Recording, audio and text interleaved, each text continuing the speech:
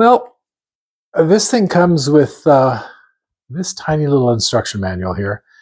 It shows what this remote is for. There's a description of the remote. The bottom part here, it says is vibration mode, which I think it means flash or that kind of thing, because it doesn't feel like it vibrates. Nothing's really vibrating.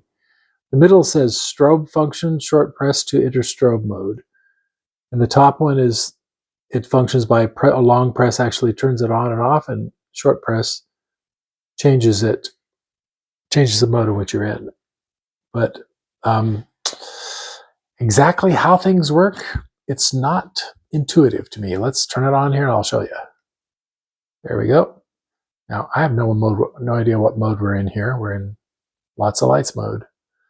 I'll push another button here. And again, and again, and again. That's red light modes. I understand that. Okay. So then it goes through. It does. I mean, I did see that on here that it'll step through the various colors that it can make.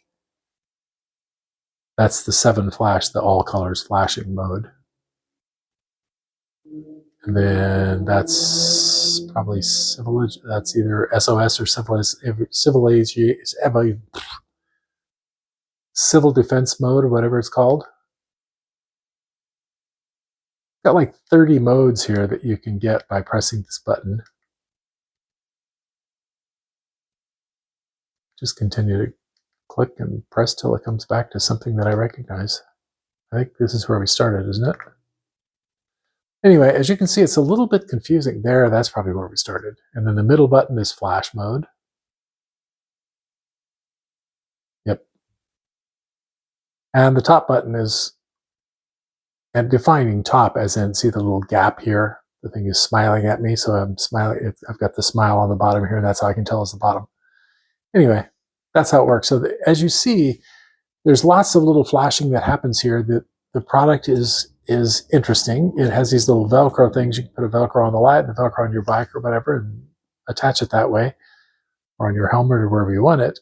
It has an awful lot of choices as far as how the lights work. This remote does something, but the instructions here are less than clear. So it's like almost like the engineer who designed it wrote the instructions and thought, well, of course, this is exactly what that's doing. But there's not sufficiently information there for us normal civilians to figure it out as easily.